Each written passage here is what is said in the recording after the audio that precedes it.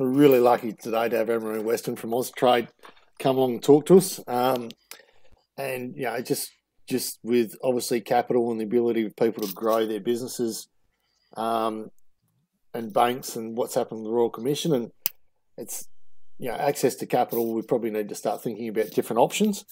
And so to have someone from Austrade come along and explain what they do and what people are looking for and the options, I think is really timely and just good for everybody to be thinking about. Maree Weston is a senior investment specialist in the agribusiness and food team at Austrade.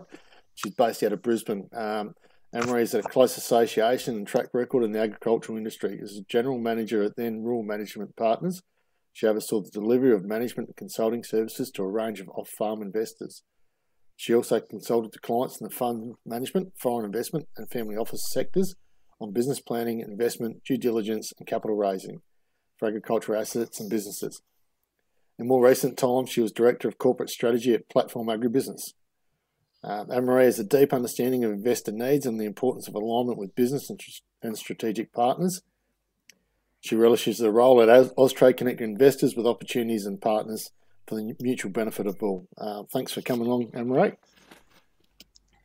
Thanks so much, Tim, and thank you for the invitation to present this morning. I'm sorry that you can't see me. I just couldn't quite get all the technology to work.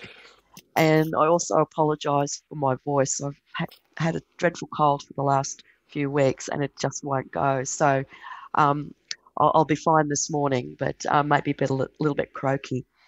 That's fine. So thanks, Tim. Today what am I doing? There we go. I put together a presentation, well, not really, I guess, knowing too much about who's participating and listening this morning. But I did think I always start my presentations with just a little bit of a advertisement for Austrade, because I think some people know a bit about it. Some people have had a lot to do with Austrade through the trade and export work, but it's really quite an amazing agency coming from the private sector and working in government for the last couple of years.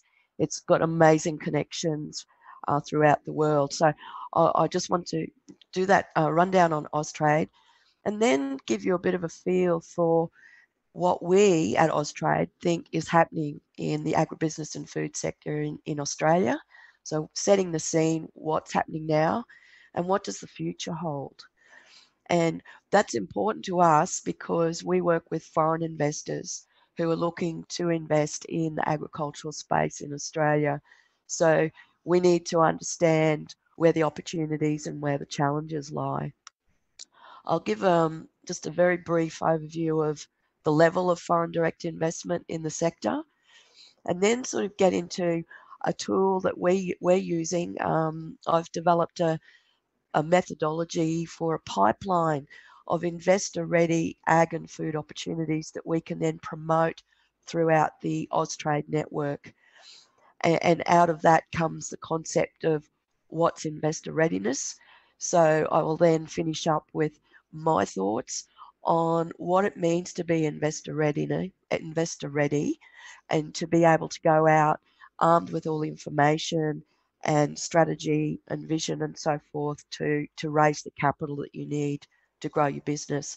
And then we'll have some time for question and answers after that. So about Austrade. Austrade's a federal government agency. We have a dual mandate that covers both investment and trade. I'll start on the trade side. It's something that the agency has been providing trade support services to Australian producers for many, many years. I think it's even over 50 years. We provide a range of services and assistance to Australian exporters and education providers as well, covering general information and advice on exporting and international business, international trade alerts. Tim was prepping me before on the trade war between Trump and China at the moment. So as you can imagine, we're constantly getting updates on that kind of information. But I think the value add for Australian businesses are the tailored services that we provide to assist with market entry and expansion assistance into export markets. So that's tailored to the individual business. And through that, we also provide referrals to specialist service providers. So you can imagine, with approximately 70% of Australian agricultural production destined for overseas markets, that the trade services that we provide are really important to agribusinesses. I'm not a trade expert, but as Tim outlined, my background is in investment, and that's the other side of the mandate for our agency. So we help companies around the world identify and take up investment opportunities in Australia, as well as to source Australian goods and services. So we provide insight to those investors on Australian capabilities in the various industries. We help identify potential investment projects and strategic alliance partners. And we also help the investors to identify and contact Australian suppliers. So if, for example, a Brazilian investor is looking to invest in a cotton business in Australia, we would connect them also with specialist expertise in the cotton industry, as well as the appropriate accounting and legal advisors and so forth. So it's very much about connecting people and also providing that overarching insights into the industries and where the opportunities lie for investors. So just on that point, sorry, I need to interrupt. Is there a level of investment that you deal in? Like, is there a lower limit and an upper limit that people are usually looking to deal with, or? No, we're not that specific, but there's probably. I did get a call yesterday it was actually from an Australian business, a beekeeper who has got a friend of a friend wanted to invest $1 million now in his business, and that's probably too low for us. Generally, around about 5 million is where we get involved, but we on the smaller ones, we would probably point those investors to another appropriate government agency. It might be a state development department who works with smaller businesses. Generally, and you'll see when we look at the network of people of Austrade offices around the world, they're really working with, I guess, the corporates. So we're looking at larger scale investments, but $5 million would probably be the starting base. Yeah. So that's what we do. This is a map with, we've got 122 locations around the world, of which 84 of those offices are overseas. And the 84 offices are represented in around about 50 different markets. There's around about 1,100 staff, with half of us in Australia and half offshore. And what I really want to stress here and to highlight to Australian clients, that it's an amazing network of people that are working in market, who have got relationships with customers for our exports, but also investment clients. So it's a really powerful tool that is available to Australian farmers and food manufacturers. The agency, with the Trade and Investment Division, we've got advisors who advise both on trade and investment. So they have to be across both sides of the equation. However, we're organised on the basis of priority industry sectors, of which there are 8, and those 8 are listed there. Agribusiness and food is one of those 8 priority sectors, and we have a national team of 13 people, plus the senior investment specialist, which is me, and also another lady, Karen Caston, who I share the role with. We both work 3 days a week. So there's that national team of agribusiness and food advisors, and we work closely with dedicated agribusiness and food business development managers and investment managers in the offshore network. The senior investment specialists, just going back to your question, Tim, about, what's the level, and I said 5 million. The SISs tend to get involved in the more complicated deals, where it's, I guess, a background in either industry and also the investment experience is really important. And also deals that may be more complicated in terms of the regulatory pathway that investor might have to navigate. So you can imagine in agribusiness that coming from an overseas market where they may already have a track record or may not have a track record in farming at all, it can be quite complex in terms of all the regulatory environment that they need to understand. And so we provide support in making sure that they tick all the boxes and dot all the I's and so forth. But the three core functions for my job is the development and facilitation of Australian investment project opportunities, the facilitation of strategic foreign direct investment projects, and also reinvestment and aftercare. So once a foreign investor has made an investment in Australia, we're there to support and have an ongoing role to ensure that, one, they have a very positive investment experience and want to stay, and then we'll reinvest in the industry. So agribusiness and food in Australia, let's set the scene. And I'm sure that with people that I'm speaking to today, none of this is new to you. So I will skip over the statistics fairly quickly, but of course the presentation is fully available to you all, so you can have access to those charts if you want. But the big thing is that obviously the droughts had a huge impact on the industry over the last couple of years, and unfortunately in many areas looks like that's continuing to occur. The size of the sector last year was around about $60 billion, which is and projected to reach around about $64 billion by 2023-24, which is still below the peak that was experienced in 2016-17.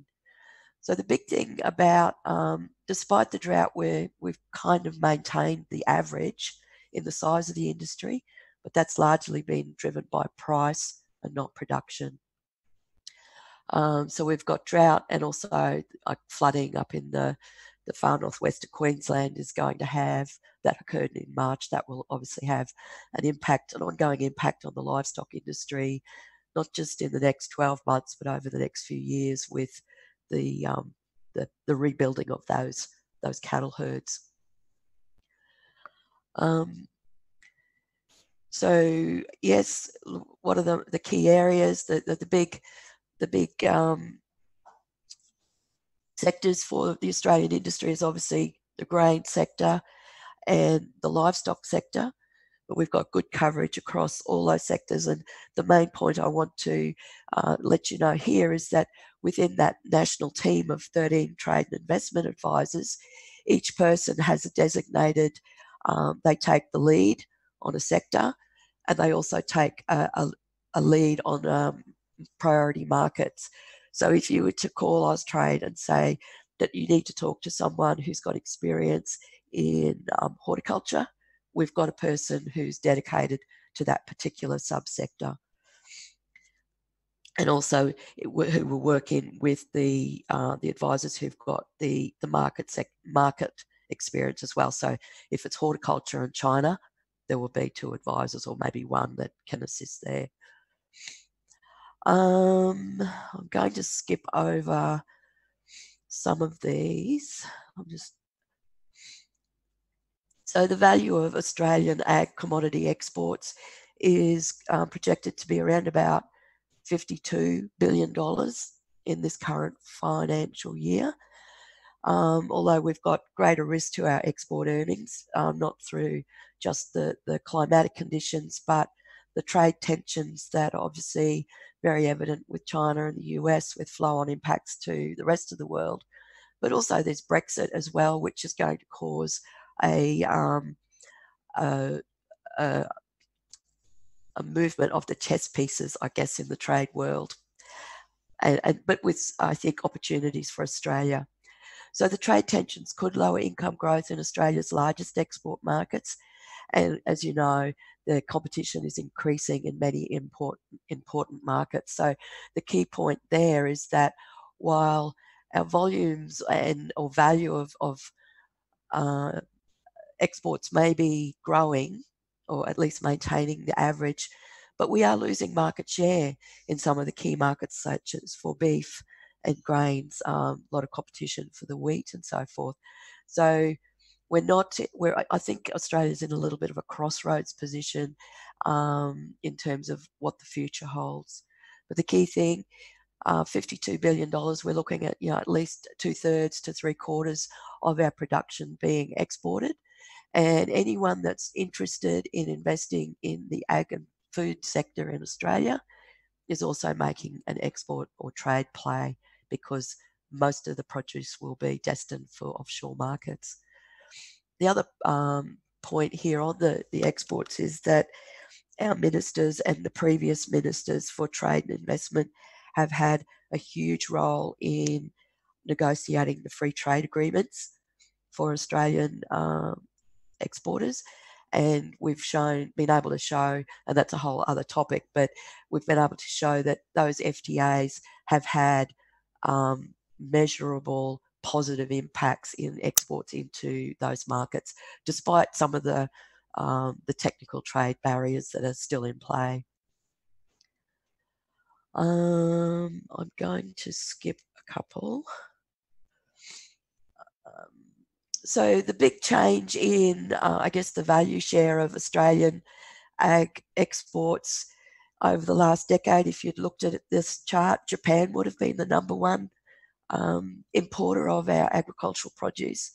And of course, China has taken the place of Japan. Japan's still a very significant and important strategic partner for Australia, but North Asia is where a lot of the growth is happening.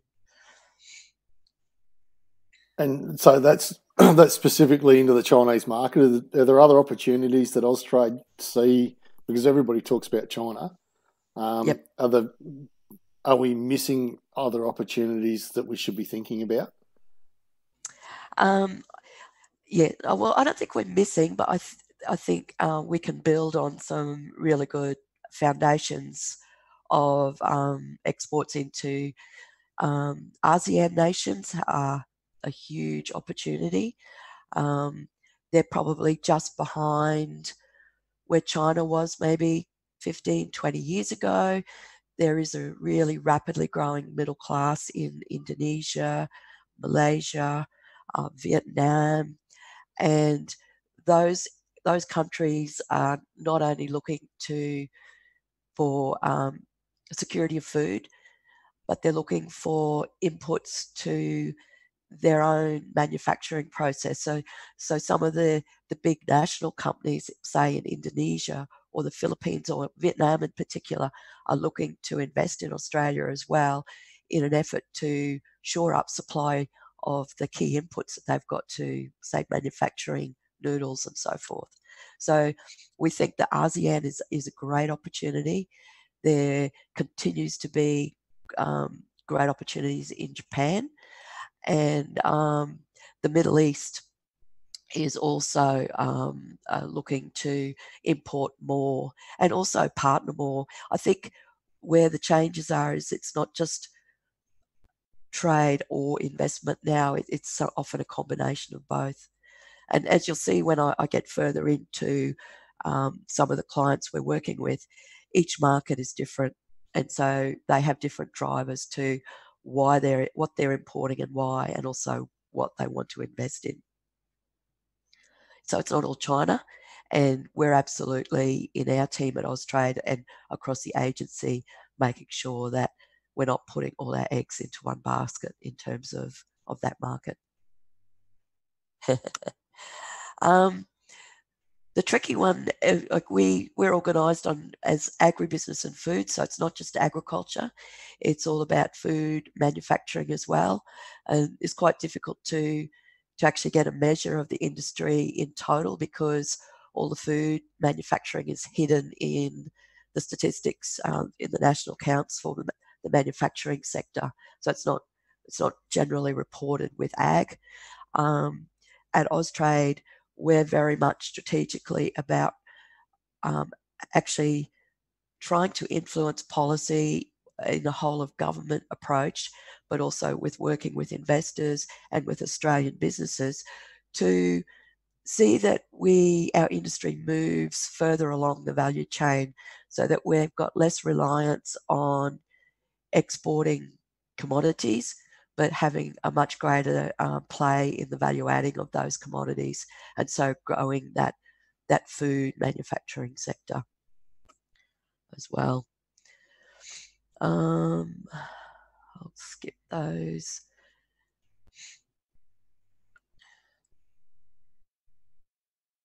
So foreign direct investment stock in Australia by industry, and you will see there is a huge amount of media coverage around foreign investment in the ag sector in Australia, and most of it's generally not good. But you'll see from this pie chart that the level of investment in agriculture, forestry, and fishing is so low relative to all the other industries, it doesn't even make it onto the pie chart. So we get an undue level of attention, which is, I think, inappropriate. I think the other thing is that despite that too, that even in the ag sector, we have a long history of foreign investment, which has been very positive for the industry. Traditionally, the UK and Europe was probably the biggest investor in agricultural land. And of course, that's changed in recent years. China and Asia has had greater significance, and we're seeing the Middle East increasing their presence as well. So it's interesting that stat that if you look at just real estate and retail trade and so forth, how big that is, and in infrastructure, but it's quite silent from a media point of view on that. So what does the future hold for Australian agribusiness? So the current landscape, as I said, it's around about a $60 billion industry in Australia. We export around about 70%. 90% of the growth in the industry over the last 9 years or so has been driven by price.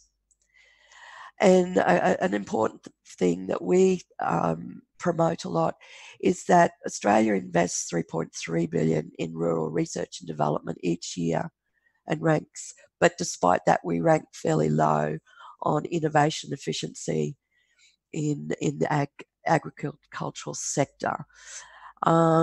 So we've got, I think, a fantastic ecosystem for R&D, but somehow or other that's not translating into perceptions on how innovative Australian agriculturalists and farmers are.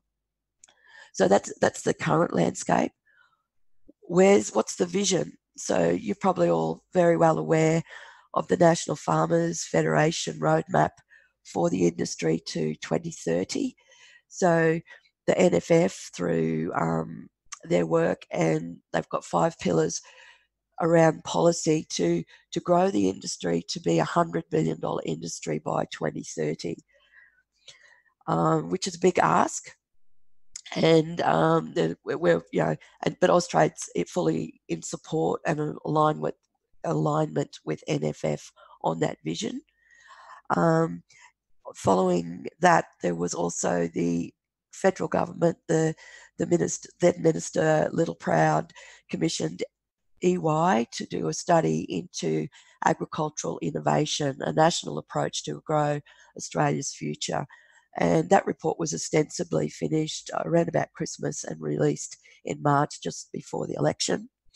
And following on from that work and the NFF goals, the Australian government last month, through the Prime Minister, which is a great endorsement, has now taken on board this national plan and recognised the role that innovation will play in growing the industry. And so we always have to have an acronym. So we're calling it the 130 National Plan. And the Department of Ag is now driving that through and with Minister Mackenzie. And our Trade and Investment Minister, Simon Birmingham, has committed to aligning with the Minister for Agriculture on that plan. So I can tell you, in our team, we were really excited by that, and also heartened by the PM actually getting behind it as well. So now's the time, if you've got a say or contribution that you want to make to all this work, now's the time to do it. And we're fortunate that we've got a government now for the next 4 years. So hopefully we can really take advantage of that stability. So if you want to do something there, Maree, do you just Google that up and have a look at it and follow your nose to contribute? Feel free to contact Karen or I, and I can. Tim, you've got our contact details, and we're happy for you to pass them on to member network, and they can just reach out to us. And I'm not sure what the plan is yet. It's just early days with the Department of Ag, but we're in discussions with them as to what the program will be. And so I'm sure there will be points of consultation, and we'll make sure that your members' names are on the list, and they can make direct contact as well. Yeah. Just on that, I mean, I'm not a government person. I've been in Austrade for 2 years now, but it staggers me sometimes. You know, we've got a lot of we've got a partnerships team, and they basically make sure that everything that our people that are working at the coalface, which is people like me, we obviously get a lot of feedback from people like you and also from investors, and we make sure that feedback gets fed through to the partnerships group, who then take it up with our CEO and also with the minister's office, so that the minister is aware of where the pain points are for you guys. So it's important to keep those messages coming through. One of my clients yesterday, she said to me, whenever I see someone from Austrade, I always do the same. I give them the same spiel, because I know that it will get through. So yeah, I encourage you to pass those things on. Okay, so the big thing, so what we're talking about, yes, we want to be a $100 billion industry, which is a big ask. And it comes back to that question that Tim brought up right at the very beginning, is the capital gap.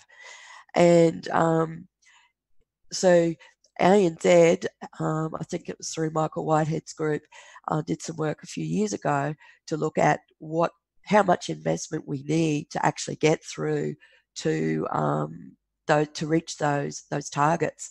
And on a base case scenario, which is we need around about $109 billion or $110 billion in new capital investment.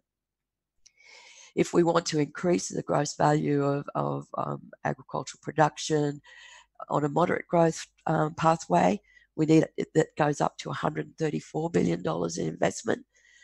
And if we want an aggressive growth, we're looking at, $160 billion. So that's a lot of new investment, particularly given a fairly poor track record of our institutional investors in Australia. The superannuation funds haven't really played in this space significantly. and Australian farmers have traditionally relied on debt. The banks have been very good at that up until recently, and I think we've always talked about a capital gap in ag, and I think it's becoming much more sharper in focus that this is quite an issue. So so that really gives a clear quantification for our team on what kind of, at least the quantum of investment that we need to be trying to pull in from overseas sources to help the industry to grow. I mean, one of the biggest problems I've heard from the superannuation funds is that, and they're not going to fill this gap because they'd like to go and spend $100 billion on one job, pretty much. They want that's to spend, right. They want to spend. They want to spend billions, not 100, but they want to spend $1 billion on one job, not And Australian ag investment isn't in a position that those opportunities are widely available. So yes, you're absolutely right, Tim. And the other thing too, because I've spent a lot of time working on the buy side for investors, but also in my previous life, I worked when I was at Rural Management Partners, we partnered with a private equity company to develop a diversified agricultural fund, which we wore out so much shoe leather promoting it to the Australian super funds. And one of the other things that comes out is that it's very hard. The institutional investors are very used to benchmarks, and they've got very clear metrics to measure asset classes. And the agricultural sector just cannot compete on that because the data's not there. And also in Australia, we've got such a diversity of sectors that we're growing, produce or raising livestock, but also the production systems vary right across Australia because of the different climates. So it is really hard to access really good data that enables them to do due diligence on a proposition. I was going to say, they don't trust the data you put in front of them a lot of times. You can put up some really good data and say this is a great opportunity, and some of them will go, well, I don't trust your numbers, and I can guarantee myself better returns elsewhere, and it makes it interesting having a conversation. So yeah, but despite that, we've got really good exposure to the US and Canadian pension funds, and that they've clearly got a different position to our super funds. And I think also the way their pension industry is structured in terms of the benefits that retirees get, I think has an impact on their decision making and what they can do compared to what an Australian super fund can do. But that's, yeah. So the conclusion is we need more money. We need a lot more investment. And at the same time, the global landscape around agriculture and food is really being disrupted. This page is a very busy page, and it's deliberately that way because we're just trying to demonstrate that largely driven by consumer markets, there's a fragmentation of what people are looking for in terms of their food and how it's grown. And so, we've got vegans, flexitarians, pescatarians. We've got consumers making choices based on perceived health benefits, whether they think the product is being grown sustainably, what's the animal welfare record for this steak, has it been ethically manufactured, what does the producer or the processor, how do they deal with waste, are they a good environmental citizen? All of these decision drivers are coming into play. Climate change, how are the farmers responding to that? So there's really heightening of expectations and a fragmentation on expectations, and people are making decisions on perceptions. That's not always the fact, but the perceptions are there.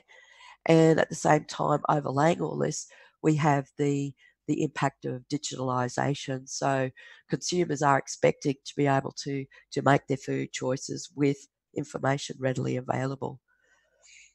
So looking at that, this is a chart that Austrade's put together on the ag and food value chain. And so we could say, okay, the global consumer landscape is changing and disrupting and fragmenting, but that leads to opportunities.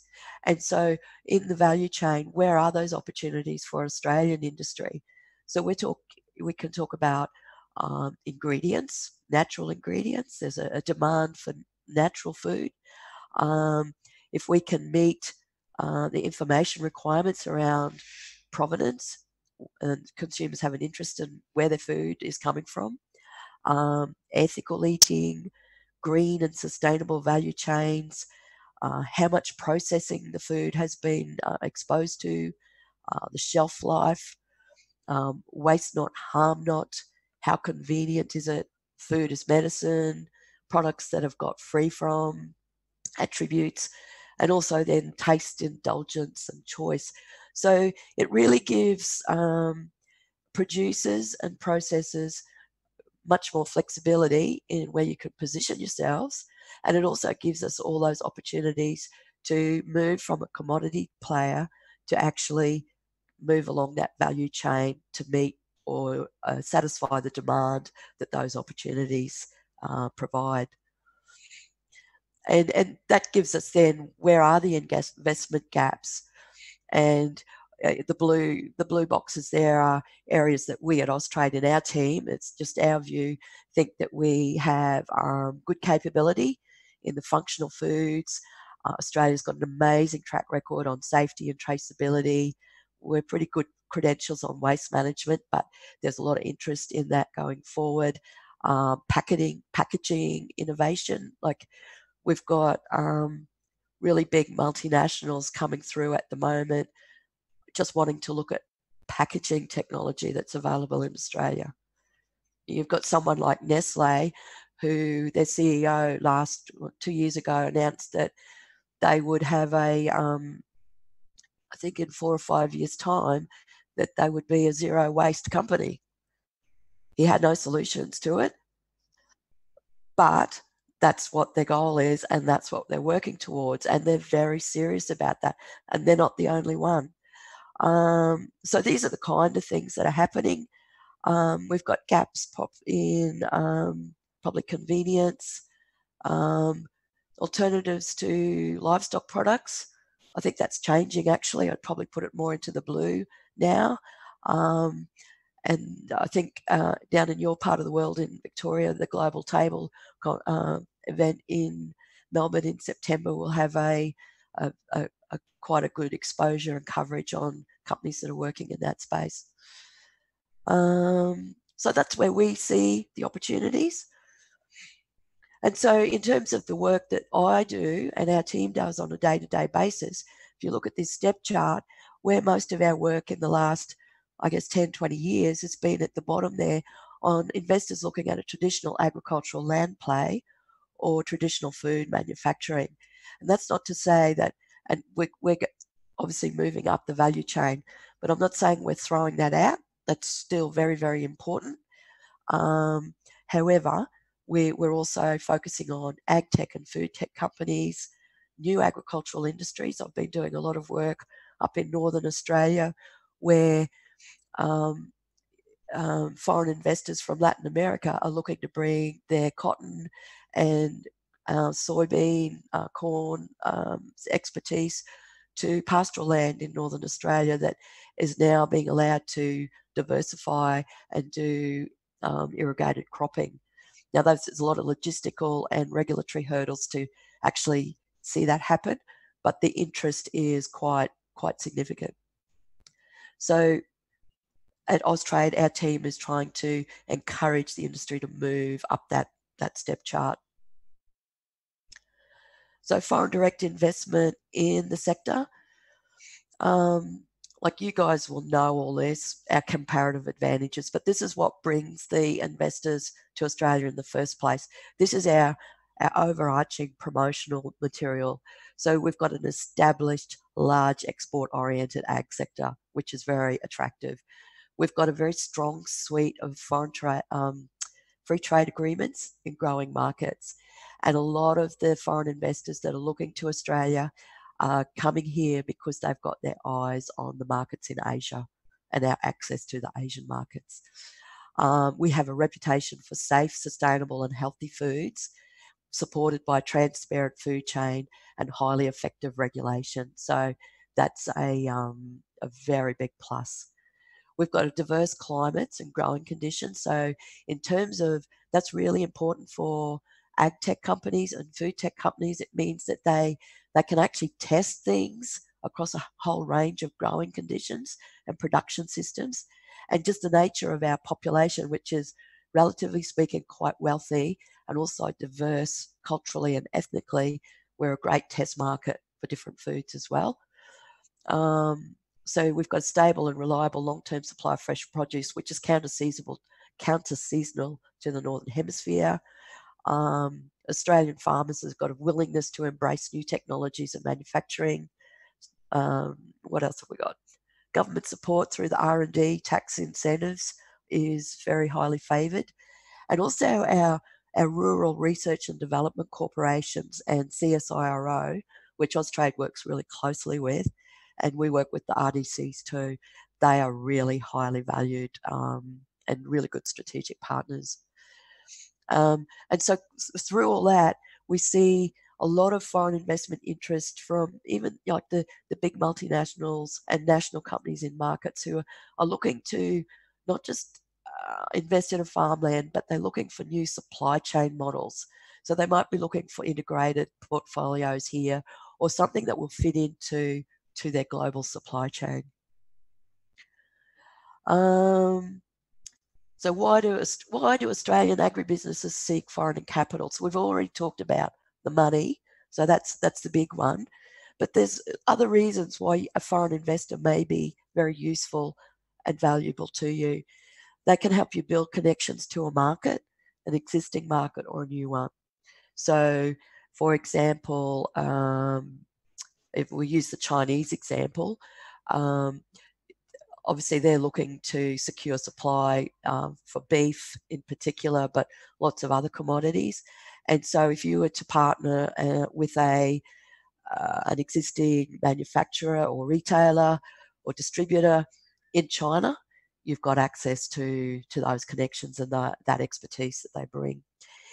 It enables you to grow your production and secure it on a long-term basis. It helps you to develop, like the additional capital can be used to develop a supply chain or vertical integration into an end market. It can enable or promote infrastructure development. An example there is in the Northern Territory with a lot of the big cattle stations. Terra Firma, which is a British private equity company, they bought Consolidated Pastoral from the Packers in 2008, and they're divesting that now. They've had it for obviously just over 10 years, but they really invested into infrastructure within that portfolio in new watering points, new fencing and so forth to lift the carrying capacity of those properties and bring uplift to the portfolio as a whole. So that's just an example. The capital can be used to fund research and development, achieve cost efficiencies, enable you to remain competitive, and also really the partnerships and market access is an important one. The partnership model is something at Austrade that we really try and promote from a foreign investment point of view. For many investors, it's a high risk game to be investing in agriculture in Australia because we have such unique conditions, and so we really encourage where it's appropriate and suitable for them to, rather than buy the properties and go it alone, that they partner with an Australian partner or the existing owners to stay in and have some skin in the game and in the long term and continue to have that expertise. And also social license to operate is really important in this day and age, and the more involvement and partnerships we have with Australian businesses, it's much easier for the foreign investor to meet their SLO obligations. So what drives foreign investment? And I'd love to be able to say to you, well, it's just there's one investor type, but unfortunately it's not that easy. We've got down there on the left-hand side all the different kinds of investors that are investing in Australia at the moment. So you have sovereign wealth funds like SALIC, which is the sovereign wealth fund for the Saudi Arabians. It invested in the Nicoletti portfolio in Western Australia earlier this year. We have institutional investors like the Canadian and US pension funds. We have high net worth and family offices, which at Austrade we tend not to have too much exposure to, because family offices tend to be, they fly under the radar on what they do. However, they're great investors, great clients, because if they have a positive experience with their investment, they tend to stay and reinvest quietly. So they tend to work through Australian advisors as well, which is a good thing. Private equity is it's a player, but not a huge player in ag and food, although I've got a private equity client coming from Brazil at the moment who's looking to invest in high growth, innovative ag companies as part of their fund.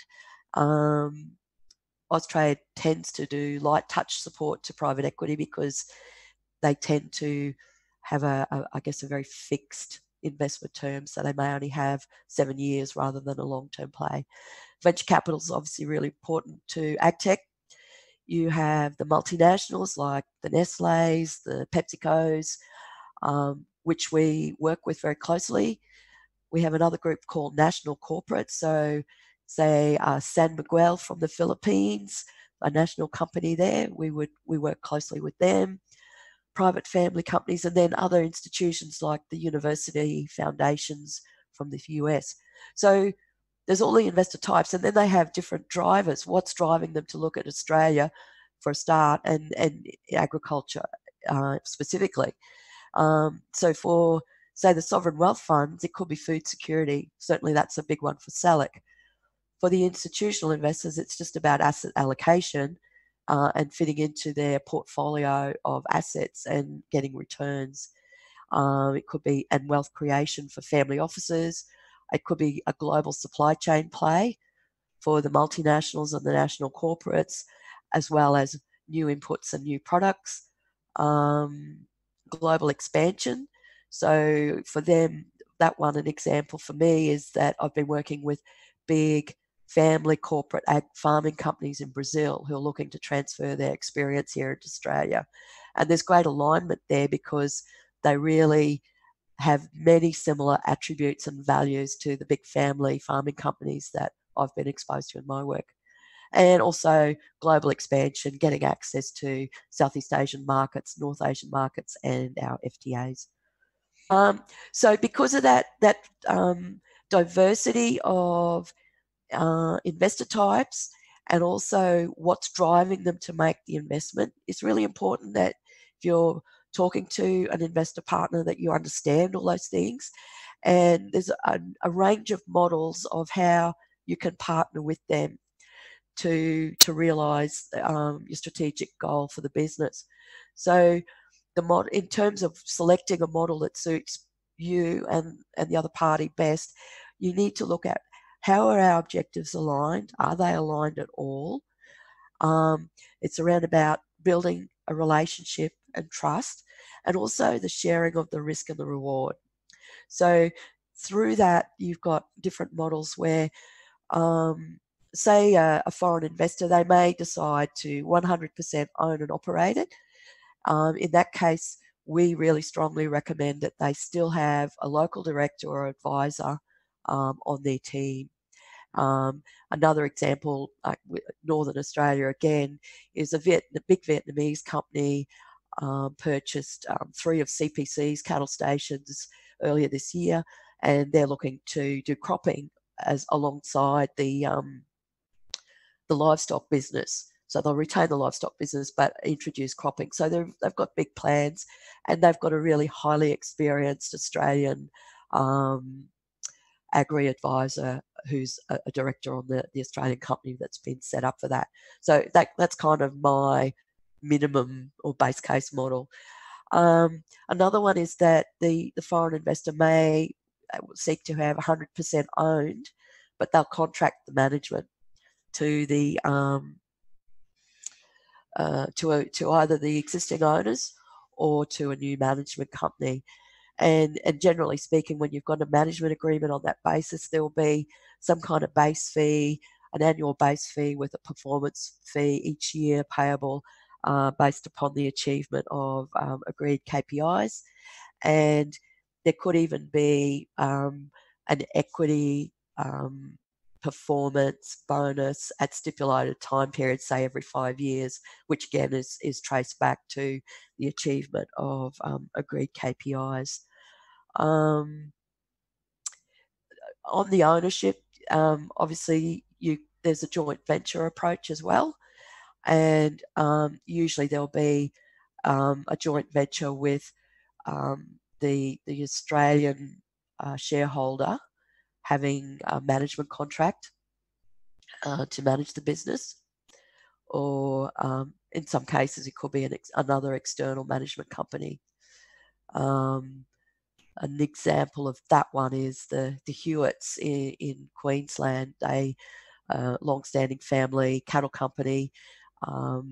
They have successfully partnered with a Canadian pension fund. And I don't know the commercial arrangements, but certainly the Hewitt family are continuing to manage that business.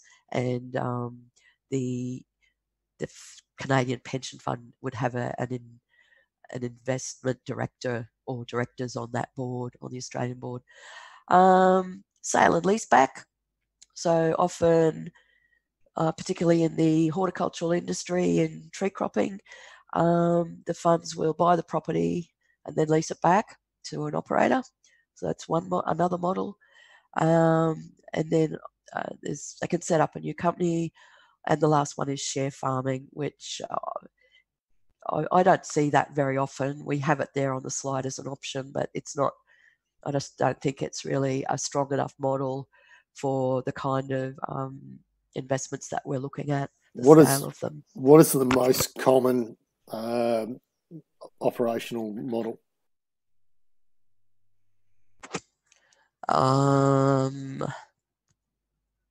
Probably.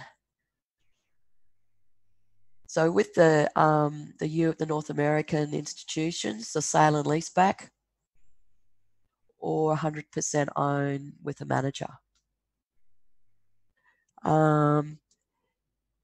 Having said that, I would say that the growth is coming through more in the joint venture approach. That's I think a lot of investors are realizing that it's at least in the initial stages in their first investment in Australia, it's best to partner rather than go it alone. I'm talking that's on the agricultural side of things. Obviously, on in the food manufacturing sector, it's generally 100% own and operate. Horses for courses, it really comes down to each investment. So on that basis, one of the how much time have I got, Tim? Probably if we get another 10 minutes worth of talking, and all right. A few questions. Well, very, very quickly, one of the tools that coming out of all this is with Karen and I as senior investment specialists. Well, obviously our clients are foreign investors, but we have one part of our job is to demonstrate the capability of the sector generally, but also to identify opportunities that we can put in front of investors. So we've developed a process for developing a pipeline of what we call investment ready investment opportunities that we publicly promote through the offshore network. And we do that through intermediaries. So as you can imagine, as a government agency, we have to be really careful about what we're promoting and also managing our risk.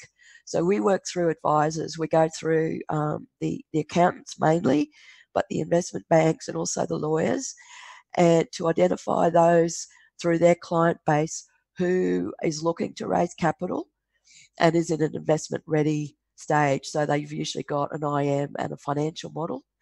And Karen and I assess that to see whether it fits our criteria for what we call productive foreign direct investment. And I'll go into that in a minute. And if it does get the tick, we then get a teaser, which is about 2 pages in duration, specifically done for Austrade. We then send that through to our offshore networks, who then use it to have conversations with their investment clients to actually give an additional promotional aspect beyond, say, what PwC or Clayton Utz might be doing within their own client base.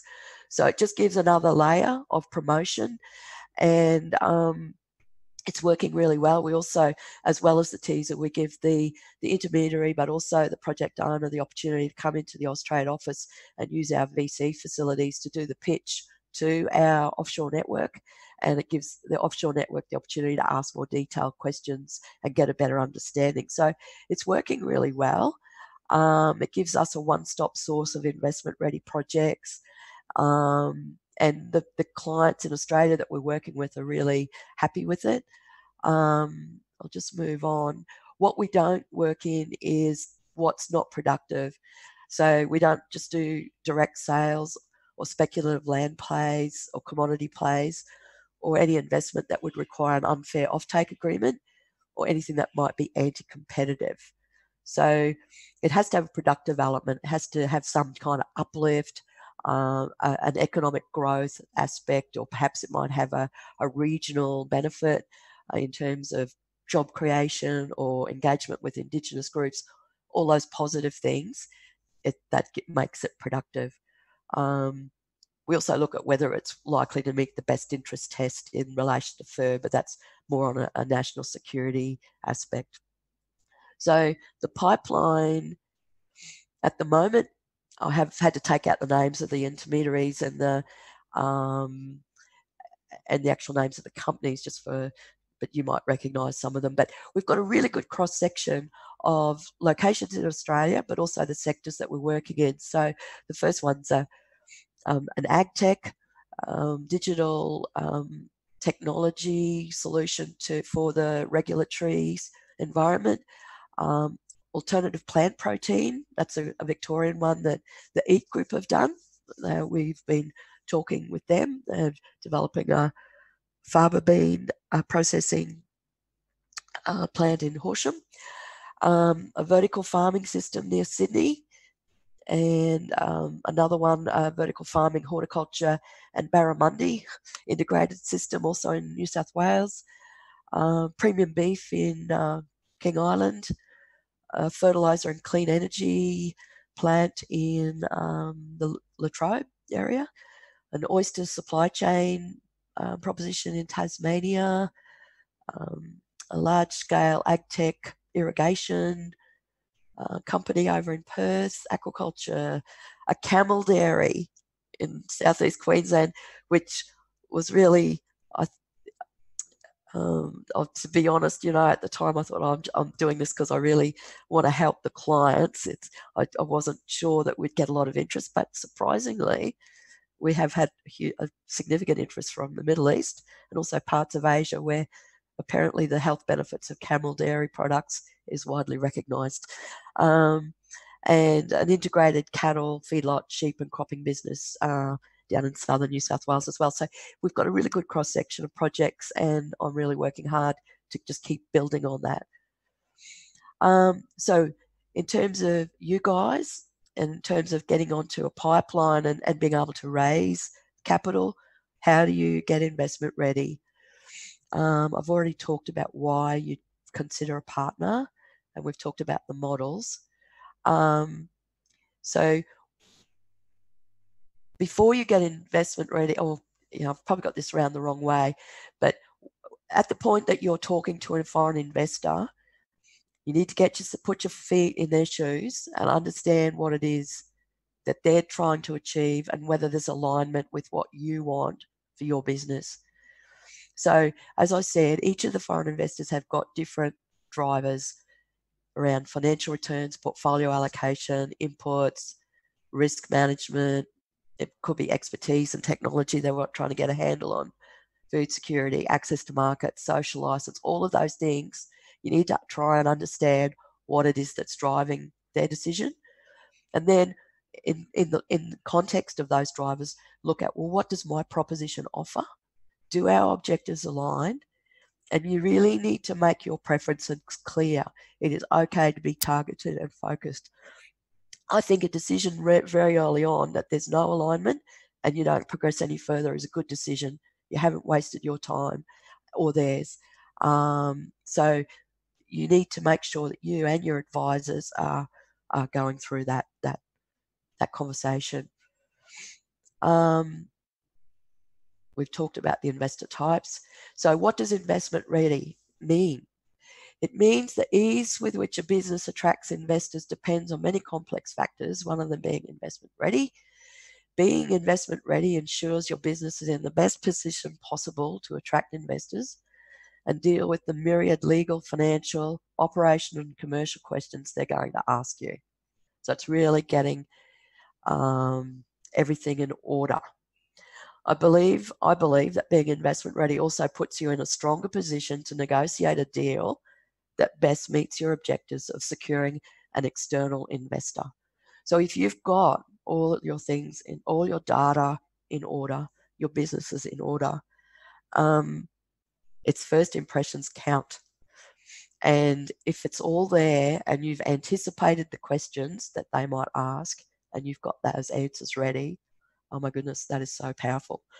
So, I mean, it's simple stuff to me, but I can't emphasize just how useful it is to get all this done. So why do you need to get all this data in order? How do you know? It's mainly around the client wanting that the investor will want, whether it's domestic investor or a foreign investor, they will want to do their due diligence. So if you're investment ready and got all your data together, it reduces the management time and external consultant costs in preparing due diligence files.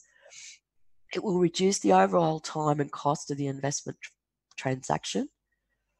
And it actually helps you scope out warranties and indemnities a prospective investor may require in a more orderly way.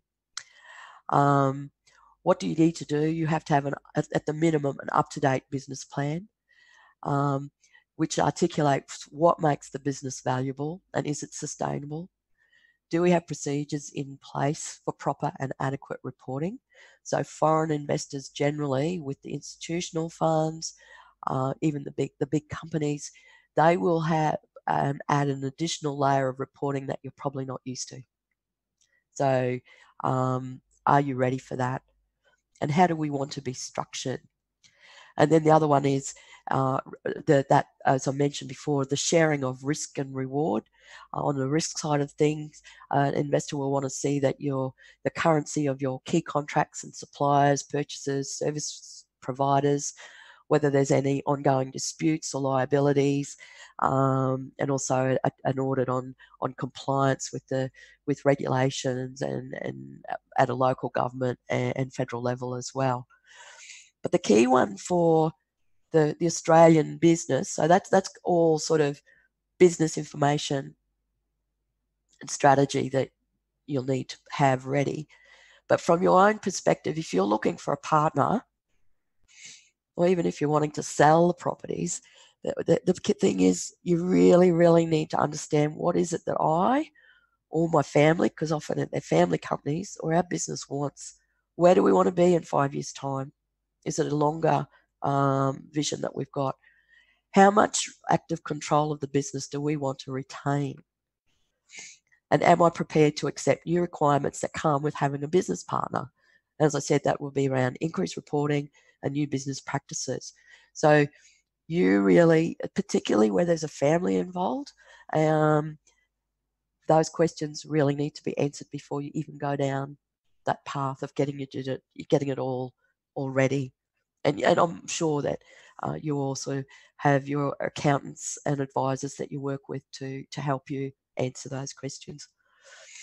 So for an investor ready, an existing business, so we're not talking about a greenfield site here. This is existing farm and maybe processing. What you need is, like I said, a business plan or an IM that demonstrates you've done your homework. The proposition needs to be very well defined. So no, not just motherhood statements. It's got to be very clearly defined and easily communicated so that your investor can grasp how the business is going to make money. Industry expertise and track record. This is a really important one. I have to say, most of my experience has been in Northern Australia, many times with cattle industry. And I think my experience shows that farmers in Australia don't blow their own trumpets very well. And I've had so many conversations where you see an investor asking the question, well, how do I know that you're going to get an 80% branding rate? And they'll say, oh, well, I know, I've done this for 30 years and think that that's enough. You've got to really talk yourself up and demonstrate your track record. If you can provide historical production records, management and financial accounts, demonstrates that you can do what you say you do. So you've got a track record. If it's something that's hinging on a sustainable competitive advantage, will this good idea last? Realistic financial projections. Investors are skeptical of numbers that appear too good to be true. How do I compare to my competitors? So that goes back to the benchmarking that I was talking about. So if for some reason that you're predicting forecasting a gross margin on a crop that's significantly higher than any of the publicly available benchmarks, you need to have good reason to demonstrate why you can do that. Material contracts to demonstrate legal certainty, a clear preference for whether you want active or passive investors, and also a sign here mechanism.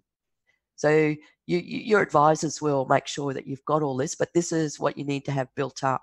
And they talk about having a data room. So it enables the vendor to undertake due diligence. So what's the data room? You can't see me, but I'm old enough that since I first started in this, the data room was actually a room at the accountant's office with like lever arch files with all the data in it. These days, it could be just on a USB stick or a virtual data room in the cloud that investors can access, and your advisors will upload all that. In terms of farming, there's a whole lot of other records that they do want to see around the land,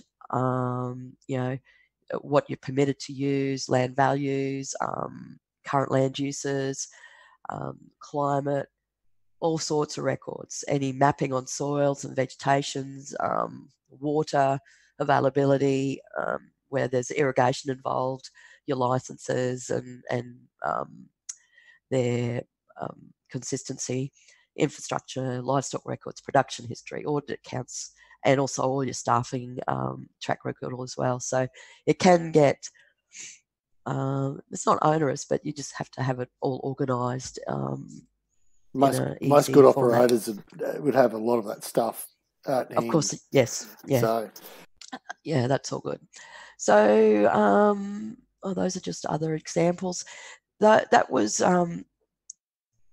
obviously startups and new companies are different.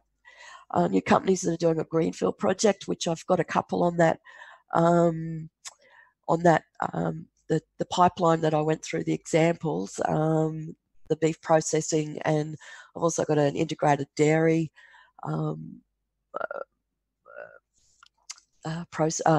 production and processing supply chain on the pipeline, which is greenfield, which you're kind of relying more on forecasting. So again, it's really important that you've got an advisor who's signed off on, if they haven't done it for you, they've at least signed off on the forecast.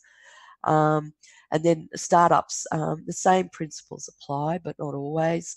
Like I said, there's more scrutiny of the forecasts and the market assessments. For venture capital investors, a high degree of risk is acceptable. And the startups that we're working with are usually focused on a new technology or innovation solution. Startups are the investors can be different. We've got one really good investor in the UK that has already invested in Australia in a startup. They like to be there right on the ground. If the startup has gone ahead and paid money and done an IM, they feel that they haven't got the opportunity to have a say in the development of that strategy. So they're quite open to meeting with people at very early stage, and we know that. So if someone comes across our office that we know has just got a technical solution but haven't really taken it even to seed capital, we can put that in front of that particular UK investor. So yeah, like I said, it's a bit like horses for courses, but Karen and I are very, very keen to build the pipeline and to work with Australian businesses to connect with foreign investors. I'm happy to take questions if we have time. So yeah, if anybody's got any questions out there, otherwise I'll go through what I've got. I suppose the first one for me, what's the timeline between developing an IM and getting someone, so let's just say I'll find an opportunity, I'll do the IM, which is going to take me 30 days if I'm going pretty well. Excuse me. Mm. I'll get it to you and Karen. How long will that take for then the process? And it's going to be a range, I know, but how long will that process take to get it to investors who might be interested? From Austrade? Yeah. Oh, well, if you've got the IM and the financial model,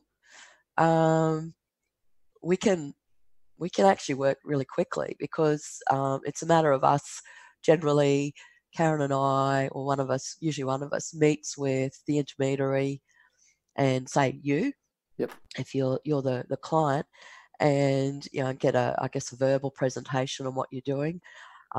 We then the advisor gives us access to the data room, and we'll review that material. I generally don't spend more than a few hours on it. If you've engaged a reputable advisor and they've done the work, and it's obviously going out on their letterhead, so nothing is. So say if it was PwC, yep, I'd review the IM. I'd have a quick look at the financial projections. I'd look to see that your data room's got what I think the investors want to see. And so that could be half a day or a day just to have a look at it. Then I get the intermediary, they usually have a teaser already prepared. The one thing with an Austrade teaser is that we ask that there's no financial projections in it, mainly because the investment skills of our people offshore is not consistent from one market to the next. So we don't want them getting into detailed conversation on returns with their clients. That's really for you and the advisor. So a teaser is prepared for Austrade. I usually give some guidance on what I think the Austrade clients want to hear about, what the hot points would be. So it really depends on how quickly the advisor gets that ready. Yep. And once we've got it, I just send it out. So and then I usually give the network a few days to digest it. Then I go back to them and say, do you want a video conference? And they generally say yes. And so then it's a matter of teeing up times that's suitable to you and your advisor to come in and do it. So, if it could be usually, I guess, to do that and have the VCs, it might be a 2-week period. Yep.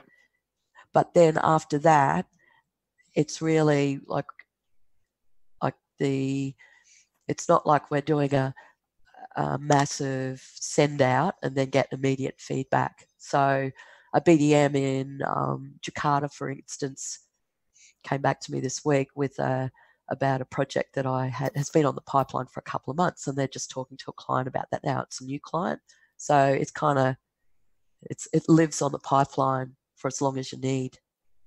So that makes sense. Yeah. So now, it's a 6 to 12 month process. Would that be a fair assessment? But are you talking about the time it takes to raise the capital? Yeah. At least. Yep. Now,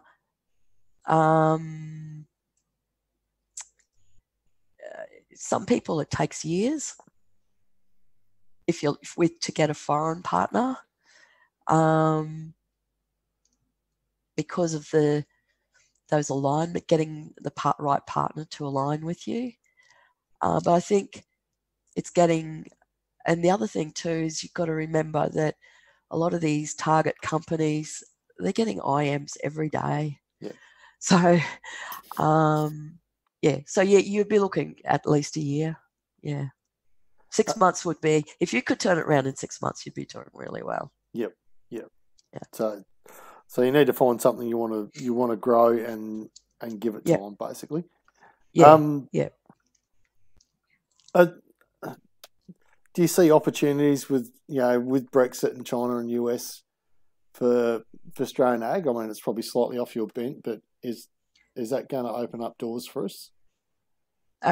Yes, I think definitely with Brexit. On the Brexit and European side, we've got, so the UK is obviously very keen to reopen that door, and we're very opportunistic about where we do business, and we are taking an approach that, like I said before, not putting all our eggs in one basket. So Austrade's pursuing those opportunities. So I think there will be a reopening of that market for Australia, and also our minister is working with the EU on the free trade agreement with Europe as well. So that will have benefits for many agricultural exporters as well. The China-US one is a bit hard to call on where that might land, but I think it's changes hourly depending on someone's Twitter account. Yeah, I haven't read the news this morning. I haven't had time, but I'm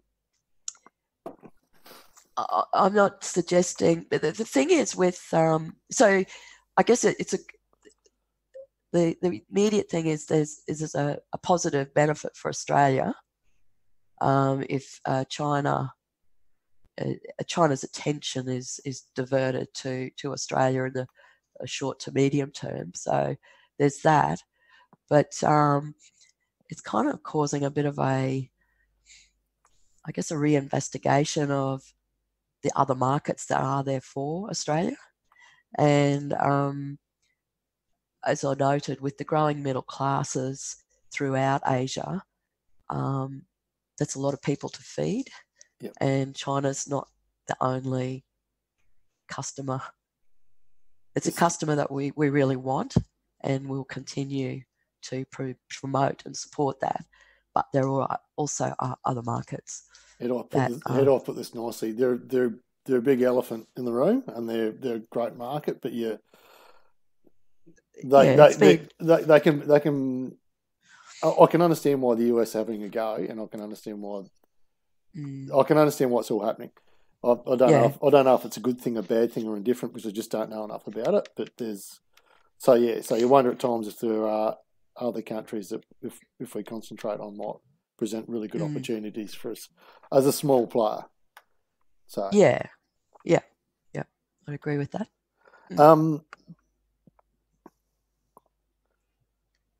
What's the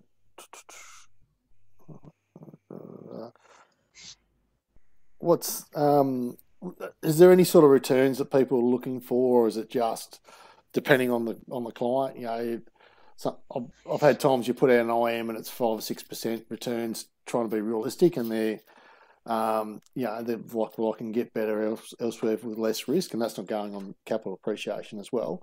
So, is there a baseline that investors look at ag and say, hey, if it's not doing X percent, we're just not going to worry about it, or? Yeah. I guess with the return expectations probably differ from, like I said, from one investor to the other. So the institutional investors might be looking for a 6 to 8% cash yield with uplift through the capital appreciation of the land over time. So they'd probably be looking at least 12% IRR. Yeah. The private equity companies or venture capital, obviously, it's a lot higher, but they take on more risk, and they'll be looking at like the ag techs and the innovation companies, but that could still be between 15 and 20%. We don't actually, and I'm giving that from my prior experience, which is a couple of years old. We at Austrade we don't get into the discussion around the returns too much, because the other thing too is there's often, like with what we call the strategic investors, that are not just looking for financial returns. There's a whole lot of other reasons for why they're looking at it in the first place. So if they can secure supply of steak or secure supply of barley or whatever it is, there'll be an element of that factoring into their expectations. Yep. Does that make sense? Yeah. Well, I've heard of a few plays where that's driving the decision making process more than anything else. But what's that? The return or the product going to the that's supply. right. I mean that's effectively, well, third-hand rumour, but that's effectively why. I agree with it. Yeah. Wasn't that effectively why Austrade was in Australia, was to try and shore up their production of sheep meat into Saudi Arabia? It was, and Karen and I actually developed their global ag investment strategy. Can you believe it? When we were at Rural Management Partners, so 10 years ago, and we did that study for them, and then helped them with their early investments. It's interesting, they've pulled out, but I heard on the grapevine last week, this was told publicly at a public forum from one of the economic development boards in the Middle East, that Hassad are looking at Australia again. So I'm not sure. Yeah, they're thinking. Yeah, they're like any company or organisation. Things change. Yep. Well, that's probably, I think. But that was food security was that was their primary objective when Hassad was set up. Yep. And what's the key take home for people who are running a good size family business that's looking at taking the next step to growing the business? If you're looking to get capital in, what's your first steps to achieving this, knowing that it's going to take 12 months from inception to, if you're lucky, finding an investor? It might be longer. How would you advise them to go about the process? My advice is, if you are serious about it, that you make the investment in your advisor. You really need to get a good advisor on board who is experienced enough to make sure you've got all that thinking and the data room and everything ready, but have also got a track record in raising capital for similar not exactly the same businesses, but in agriculture, and that they have a really good network of potential investment clients, whether it's here in Australia or overseas. And I'd encourage you to actually ask them the hard questions. I think sometimes I get it. I used to work at KPMG, and I've got great respect for the advisory firms, and I love working with them. But I think sometimes as a client, you sort of assume things about their networks and everything. Don't be shy to say, well, give me your plan here. Who you're going to send it to? Why do you think these targets would be good? You just drill down. Be a really painful client. You're paying good money. You might as well get something for it. So no, I think that because I think sometimes if it's not. What is it? As you do, you've got enormous respect for your advisors and the companies you engage. So I think we assume that they know what they're doing. Just make sure that they do, and that they can demonstrate that to you. Yep. No. And come and see us at Austrade too. Excellent. Well, thank you so much for your time today, Maree. Really appreciate it. It was a really informative time we spent with you, and you got a lot out of it. So thank you so much. And if anybody's got any questions, obviously there's the emails and the phone numbers. The emails are there. We're always happy to hear from you all, and can have the presentation as well if that's of any use. I'll put that up behind the members portal, if that's okay. Excellent.